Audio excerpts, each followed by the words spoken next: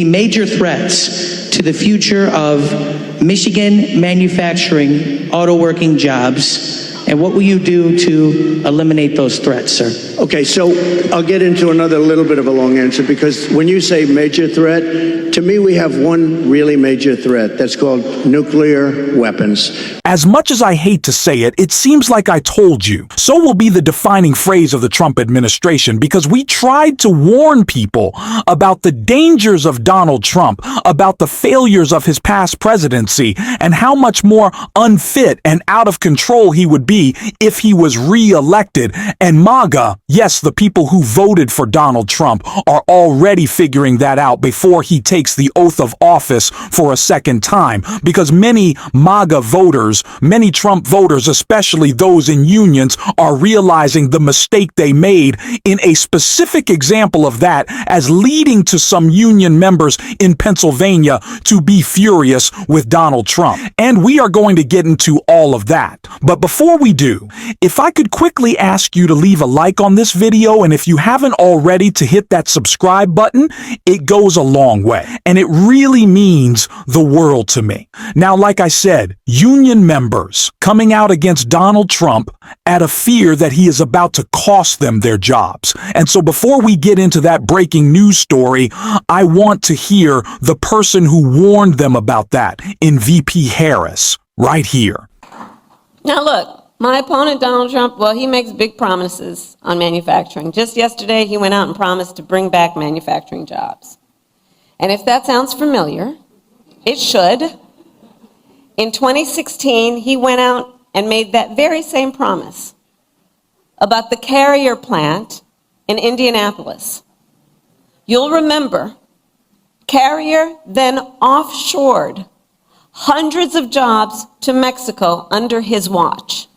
And it wasn't just there. On Trump's watch, offshoring went up and manufacturing jobs went down across our country and across our economy. All told, almost 200,000 manufacturing jobs were lost during his presidency, starting before the pandemic hit, making Trump one of the biggest losers ever on manufacturing. Donald Trump also talked a big game on our trade deficit with China, but it is far lower under our watch than any year of his administration. While he constantly got played by China, I will never hesitate to take swift and strong measures when China undermines the rules of the road at the expense of our workers, our communities, and our companies, whether it's flooding the market with steel, inferior, or at all, unfairly subsidizing shipbuilding, or hurting our small businesses with counterfeits. Recall, Donald Trump actually shipped advanced semiconductor chips to China, which helps them upgrade their military. Understand the impact of these so-called policies that really are not about a plan for strengthening our prosperity or our security. I will never sell out America to our competitors or adversaries. Never. Never. And I will always make sure we have the strongest economy and the most lethal fighting force anywhere in the world. We saw a mass exodus of manufacturing jobs and an investment in American manufacturing during the Trump presidency. And we saw an explosion of investment in American manufacturing under the Biden-Harris administration. Somehow, people didn't learn. They didn't learn their lesson. And so now we're back to Donald Trump and back to that manufacturing recession, which, like I said before, he's even taken the oath of office is starting to hit union workers in Pennsylvania. And I want to get into that unfortunate news right here. Gut punch. Trump upsets local union leaders by opposing us, Steel-Nippon deal on Monday night, President-elect Donald Trump reiterated his opposition to the proposed $4.9 billion sale of U.S. steel to Japan's Nippon Steel Co., vowing to block the deal when he takes office. Some steel workers in Pittsburgh's M Valley who support the deal and Trump weren't happy. I am very frustrated with the news that came out last night. United Steelworkers Local 227. Vice President Jason Zugai said during a panel discussion Tuesday in Washington, D.C., "I didn't expect that to come out, so that was like a gut punch." The local represents hundreds of workers at U.S. Steel's Iran Works in West Mifflin, Mascal told the panel convened by the Hudson Institute, a Washington, D.C. think tank, that 95% of the employees at Iron Works now support the Nippon purchase. He suspects that a majority of workers across all three Mon Valley facilities back the deal as well. There are more than 3,000 union steel workers across the three facilities in the Mon Valley Works. Zugi said he was hopeful Trump would eventually support it after speaking with Mon Valley workers and members of Mon Valley communities. Kelly, the West Mifflin mayor, poked fun at Trump for not coming around to their side. He said he has yet to hear from any national politici about a plan to invest in the Mon Valley plants. If the deal with Nippon is blocked, maybe he has concepts of a plan. Kelly said about Trump referencing an often mocked line from Trump during the September debate with Vice President V.P. Harris. When discussing health care, the Trump transition team did not respond to a request for comment. Donald Trump's return to office could quite literally immediately cost 3,000 steelworkers in just Pittsburgh alone their jobs on day one. Kamala Harris tried to warn that we need to be investing in American manufacturing. Donald Trump won't. Nobody listened. Nobody listened when we made the points about the failures of his past administration. Just listen to Pete Buttigieg right here. So the fact that he didn't just refer to Donald Trump as an idiot, though he did, didn't just say all kinds of things about how he was terrible, but compared Donald Trump to opioids. That is literally the darkest, most negative thing someone connected to Appalachia could possibly say about a politician. And that was in public, right? In private, he was comparing him to Hitler, reportedly.